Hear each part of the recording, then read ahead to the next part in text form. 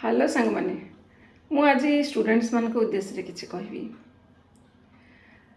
Kite सहित सूता बंधा ही थाए एवं सही सूता काइट को बहुत ऊपर को उड़ारे साहाय्य करे एवं कौन प्रतिबंधक भी रक्षा करे।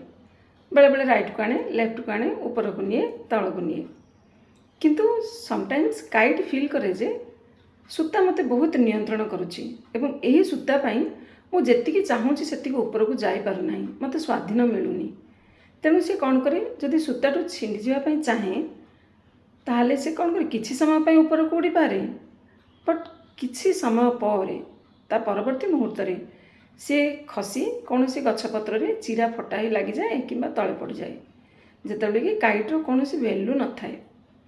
पिला माने जदि आम ऊपर को उठा हेले आमर टीचर्स आमर पेरेंट्स आमको जहाँ कहती से पथ प्रदर्शक तेणु आम कथा को मानिबा एमती भावानी जे आम स्वाधीनता संकुचित होउची निश्चित भाव से आमको ऊपर को उठेबारे बहुत साहाय्य करती।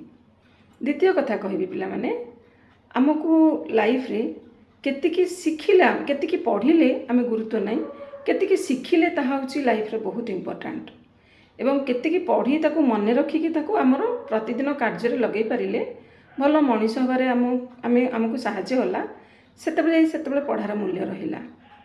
आमे केतिकी धन अर्जिले ताहार किछि मूल्य नहीं से धन को आमे कौनसी गोटे भल काम लगेले सेटा होछि मूल्य। आमे कौन खाइले केते खाइले ताहार किछि मूल्य नहीं जेते समय पर्यंत से खाद्य को आमे डाइजेस्ट करके आमे स्ट्रंगर न होइचंती।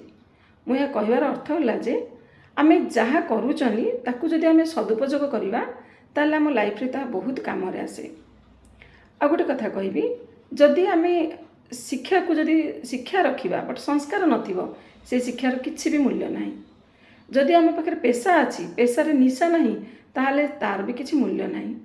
जदि विज्ञान अच्छी से विवेक नहीं से विज्ञान भी किछि मूल्य नहीं। जदि तुम लाइफ रे बहुत सफलता अर्जन करिच जदि सही सफलतार सार्थकता नहीं से भी किछि मूल्य नहीं। तुम बहुत भल डाक्तर जन होइच पर तुम रोगी सेवार विफल अच्छ बा तुम रोगी सेवार निजक नियोजित करूना कौन प्रलोभन रे रही कि कौन कार्य रही रोगी सेवार निवृत्त रोच ताहले से डाक्तर किसी मूल्य नहीं। सफलता पाइच किंतु से सार्थकता नहीं। तेणु पिला माने लाइफ रे तीनोटी जिनस बहुत गुरुत्वपूर्ण। एक है तुमर निरंतरता, दुई है एकाग्रता एवं तीन है आत्मविश्वास। निरंतरता कहले practice makes a man perfect. आमे गोटे जिनिस को बारंबार कार्य करबा जारी रखिबा ताको कहा जाए निरंतरता। जेमती कि पानी एते सूक्ष्म हेले भी सॉफ्ट हेले भी से पत्थर आकार को भी बेले बेले बदलाई दिए गोटे जगह बारंबार पड़ा द्वारा। ठीक से हीपरि आमे जदि हमर परिश्रम को सब बेले कठिन परिश्रम को बजाय रखिबा ताहले आमे हमर जो स्वप्न देखुचनी से स्वप्न रे दिन ना दिन पहुँच पारिबा। द्वितीय है हमर एकाग्रता। एकाग्रतार अर्थ है कौन मन दे जेकोसी जिनिस को करवा अर्थात से काम को आमे परफेक्ट न होला पर्यंत आमे ताको ऑन न करला पर्यंत आमे ताको छाड़िबा नहीं सेटा हला एकाग्रता। एवं तृतीय है आत्मविश्वास जहाँकि self confidence. Self confidence is very important but over confidence is not need at all. तेणु पिला माने आत्मविश्वास आमे रखिबा मो द्वारा यही कार्य हो पारिबो मु यही कार्य करि परिबी आई एम पॉसिबल ए वर्डटा आम माइंड सबुदिन रहा उचित। कौन सी काम एमती भी नहीं जोटा कि असंभव अटे। Impossible is a word which will found in the foolish dictionary.